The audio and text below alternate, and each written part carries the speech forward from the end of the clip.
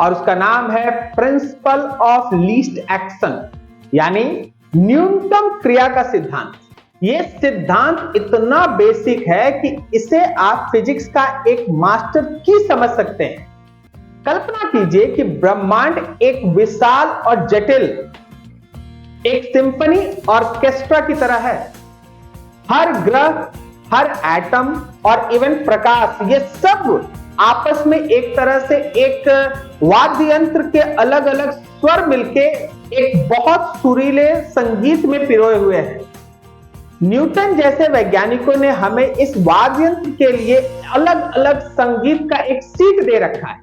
हर एक वाद्य यंत्र उसमें अपना कंट्रीब्यूशन करता है और इससे शुरुआत होता है एक सुंदर और बेहद सक्षम पूरे यूनिवर्स के कार्यशैली के बारे में, कि फिर आखिर यूनिवर्स किस तरीके से इस चीज को खोजता है कि कौन से पाथ में लीस्ट एक्शन में कोई भी प्रोसेस कंप्लीशन की तरफ जाता है।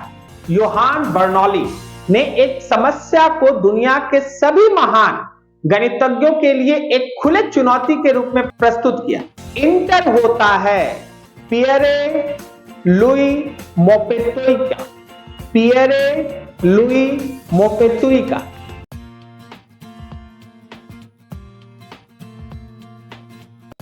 मोपेतुई एक्चुअली बर्नौली के ही स्टूडेंट थे। स्टूडेंट होने की वजह से उनके लगभग बर्नौली के हर प्रिंसिपल के अंदर है ना, वो चीजों को बहुत क्लोजली ऑब्जर्व कर रहे थे। उनका कहना था कि मान लीजिए हम लोग फार्मा के प्रकृति के ऊपर जो समय का एक सिद्धांत था उसको लेके चल रहे हैं, लेकिन क्या वाकई में ये पूरा का पूरा प्रकृति का जो नियम है वो समय को सबसे बुनियादी चीज मानता है? शायद कुछ और हो, कोई और भी मौलिक मात्रा हो, कोई और भी मौलिक फिजिकल क्वांटिटी हो, बेसिक फिजिकल क्वांटिटी हो जिसे प्रकृति ऑप्टिमाइज करना चाहती हो। एक ऐसी मात्रा जिसमें सिर्फ प्रकाश या फिर मानिए कि फिजिक्स के किसी ऑब्जेक्ट के ऊपर वो लागू नहीं होता, वो लगभग यूनिवर्स के हर चीज पे लागू होता। अब इससे जब आप आगे बढ़ेंगे तो 1740 के दशक में मोपेतुई ने इसी नई मात्रा का प्रस्ताव सबसे पहले साइंस में रखा और उन्होंने इसे एक्शन का नाम दिया। एक्शन, उनके अनुसार एक्शन का मतलब था MVS। M का मतलब मास से था, V का मतलब वेलोसिटी था और S का मतलब था डिस्टेंस कवर। इसे इस तरह से समझा जाए कि अगर कोई बॉडी जिसका मास ज्यादा होगा, अगर वो ज्यादा वेलोसिटी से मूव करेगी और ज्यादा डिस्टेंस ट्रेवल करेगी तो ध्यान रखिएगा कि उसका एक्शन ज्यादा होगा। लेकिन नेचर किसी भी चीज का इस एक्शन जो एक्चुअली MV और S का प्रोडक्ट था उसको कम करने का प्रयास करती है। वो मानती है कि किसी भी केस में हम इस एक्शन को जितना हो सके लीस्ट से लीस्ट बना के रखेंगे, न्यूनतम रखेंगे। अब इसके लिए अगर कभी मास, वेलोसिटी और S में से किसी को बढ़ाना या घटाना पड़ता है, एक्शन को मिनिमाइज करने के लिए वो काम प्रकृति खुद ब खुद करती है। उन्होंने लिखा कि ये जो क्रिया है, क्रिया मतलब ये जो हमारा एक्शन है, वो प्रकृति का वास्तविक खर्च है जिसे वो जहां तक हो सके कम रखने का पूरा प्रबंध करने का प्रयास करती है। लेकिन जैसा हमेशा से होते आया है, जब भी आप कुछ नए चीजों को दुनिया के सामने रखते हैं, जिनको वो चीज समझ में नहीं आता वो उसका उपहास उड़ाते हैं, उस पर हंसी मजाक करते हैं। मोपेतुई के साथ भी यही हुआ। उनके अपने पुराने मित्र तक इस पूरे थ्योरी को एक मजाक मान रहे थे और बहुतों ने तो यहां तक कह दिया कि आप पूरे फिजिक्स को ही गलत तरीके से समझा रहे हैं और पुराने सिद्धांतों को आप चुरा रहे हैं दूसरे से। लेकिन उस पूरे भीड़ में एक व्यक्ति ने इस सिद्धांत का जोरदार समर्थन किया, लियोनार्ड यूलर, इतिहास के सबसे महान गणितज्ञों में से एक। यूलर ने मोपेतुई के सिद्धांत को एक मैथमेटिकल रूप दिया और उसे और भी पुख्ता किया। उन्होंने दिखाया कि यह सिद्धांत तभी काम करता है जब एनर्जी का कंजर्वेशन प्रिंसिपल वर्क कर रहा हो। एक और उनके फ्रेंड थे, वो भी मैथमेटिशियन थे, जोसेफ लुई लग्रांज।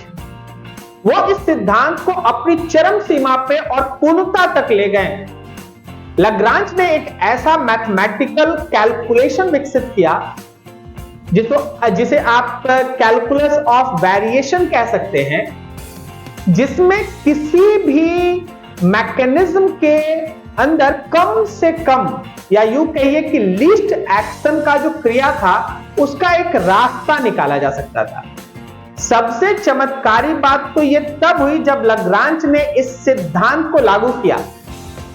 उन्होंने पूरे के पूरे समीकरण को जब कैलकुलेट किया तो उन्होंने एक चीज ऑब्जर्व की कि उनका जो इक्वेशन आ रहा है वो न्यूटन के जो सबसे famous second law of motion है, F इक्वल्स टू ma, लगभग उसके बराबर की तरह बिहेव कर रहा है। इसका मतलब यह था कि न्यूटन का जो पूरा मैकेनिज्म का ढांचा था वो उससे भी अधिक मौलिक और basic principle of least action पर आधारित था। यह एक ऐतिहासिक क्षण था दोस्तों। यूलर और लग्रांज ने मोपेतुई के लीस्ट एक्शन, या यूं कहिए कि एक्शन के विचार को और परिष्कृत किया। आज हम इस एक्शन को इस प्रकार परिभाषित करते हैं कि action is nothing else but simply it is integration of kinetic energy minus potential energy with respect to time. मतलब आप ऐसा समझिए कि लीस्ट एक्शन का जो एक्शन वाला टर्म है उसको निकालने के लिए आप इंटीग्रेशन का सहारा लेते हैं, जिसमें kinetic energy minus potential energy dot dt का इंटीग्रेशन आप करते हैं। और इसी में एक अननोन कैलकुलेशन में जब आप kinetic energy minus potential energy करते हैं तो इसको हम लोग कहते हैं लग्रांजियन कांस्टेंट। यह है कम से कम क्रिया का सिद्धांत, प्रिंसिपल ऑफ लीस्ट एक्शन। कोई भी ऑब्जेक्ट को अगर आप बिंदु ए से बिंदु बी तक जाने के लिए छोड़ते हैं तो जिसके लिए आप अगर एक्शन का एक अनुमान या न्यूनतम वैल्यू निकालना चाहते हैं, हमेशा ध्यान रखिए ऑब्जेक्ट उसी पाथ को फॉलो करती है। इस प्रिंसिपल की शक्ति अविश्वसनीय है, यह सार्वभौमिक है। यह ना सिर्फ ग्रेविटेशन बल्कि इलेक्ट्रोमैग्नेटिज्म और इवन यहां तक क्वांटम मैकेनिक्स और सापेक्षिकता, कहने का मतलब जनरल रिलेटिविटी, उन सब पे लागू होता है। यह सरल है। न्यूटन के नियमों में हमें बहुत बार वेक्टर के थ्रू है ना कैलकुलेशन करना पड़ता है, और वेक्टर एज यूजुअल थोड़ा सा जटिल होता है। लेकिन लग्रांजियन इक्वेशन के अंदर हमें सिर्फ एनर्जी पे काम करना है, और एनर्जी कहने का मतलब क्या है, एक स्केलर क्वांटिटी जो रिलेटिवली वेक्टर से ज्यादा इजी होता है हैंडल करना। अब अगर आप इसके गहराई में जाएं तो यह हमें प्रकृति के मूल स्वभाव का एक झलक देता है। हमारा ये नेचर आलसी नहीं है, लेकिन हमारा ये नेचर बेवकूफ भी नहीं है। हमारे नेचर में कोई भी काम अगर होता है तो उसको आलस से मत जोड़िए, वो ऐसे इफिशिएंट तरीके से होता है जो लीस्ट एक्शन में ही पॉसिबल हो और सही तरीके से हो जाए। यह सिद्धांत इस बात को सुनिश्चित करता है, और वो भी मैथमेटिकली आपके सामने रखता है, कि आप जब कभी भी इस यूनिवर्स में किसी भी फेनोमेनन को होते हुए देखते हैं तो वो फेनोमेनन इस तरीके से होता है कि ज्यादा से ज्यादा हमारे यूनिवर्स में प्रोसेस को कम से कम एफर्ट में कर दिया जाए। और यही सार्वभौमिक सिद्धांत है इस यूनिवर्स में किसी भी चीज के होने का।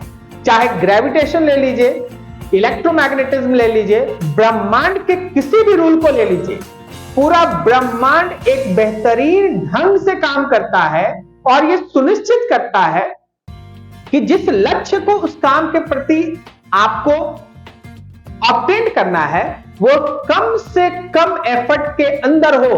और यही है हमारा least count, least action theory, least action theory. यह विचार आज तक प्रासंगिक है और आधुनिक फिजिक्स, विशेष रूप से क्वांटम मैकेनिक्स और स्ट्रिंग थ्योरी का बेस बना हुआ है। तो दोस्तों ये था हम लोगों के बीच न्यूनतम क्रिया का सिद्धांत, प्रिंसिपल ऑफ लीस्ट एक्शन की एक अद्भुत यात्रा। ये एक ऐसा सिद्धांत है जो एक गेंद के मार्ग से लेकर ग्रहों के आपस में कक्षाओं तक को नियंत्रित करता है और किसी भी मॉलिक्यूल के मूवमेंट तक को किसी माइक्रोस्कोपिक लेवल पे कंट्रोल करता है। आप लाइट के रिफ्रैक्शन का डिस्कशन करें या उसके रिफ्लेक्शन का डिस्कशन करें, आप रोड पे चलते हुए किसी बॉडी को देखें या आप घर में किसी बॉडी को, किसी ऑब्जेक्ट को अपने हाथों से उठाएं, ये हर जगह काम कर रहा होता है। इस पूरे डिस्कशन में हमने न्यूटन, फार्मा, बर्नौली, यूलर और लैग्रांज जैसे महान हस्तियों को, उनकी बुद्धिमत्ता को एक साथ एक दूसरे के लिए काम करते हुए देखा और एक दूसरे के साथ पिरोया। यह हमें याद दिलाता है कि ब्रह्मांड की सारी जटिलता के पीछे उसका एक अद्भुत सरलता छिपा हुआ है। एक सुंदर सरलता, हर चीज को लीस्ट एक्शन में कंप्लीट करने की सरलता। आप कोई वस्तु अगर गिरते हुए देखते हैं तो याद रखिए कि वो केवल ग्रेविटेशन के अधीन नहीं है, बल्कि ब्रह्मांड का सबसे गहन और सुंदर नियमों में से एक, जिसे हम लोग प्रिंसिपल ऑफ लीस्ट एक्शन कहते हैं, ये उसको फॉलो कर रहा है। आप अपने इर्द गिर्द जब भी नजर दौड़ाएं, आपको हमेशा ऐसा काम करता हुआ नेचर या नेचर का कोई प्राणी आपको दिखाई देगा जो मिनिमम एफर्ट से होता है। आशा करते हैं कि यह विस्तृत एक्सप्लेनेशन आपको साइंस के इस अलग से अवधारणा को समझने में कुछ मदद किया होगा। अगर आपको यह वीडियो अच्छा लगा तो प्लीज अपने जिज्ञासु स्टूडेंट्स बोलिए, जिज्ञासु फ्रेंड्स बोलिए, उनके साथ इसको है ना शेयर कीजिए और जहां तक हो सके चैनल को सब्सक्राइब कीजिए ताकि आगे के वीडियो है ना इसी तरह के इंफॉर्मेशनल वीडियो आप तक पहुंच सके। धन्यवाद।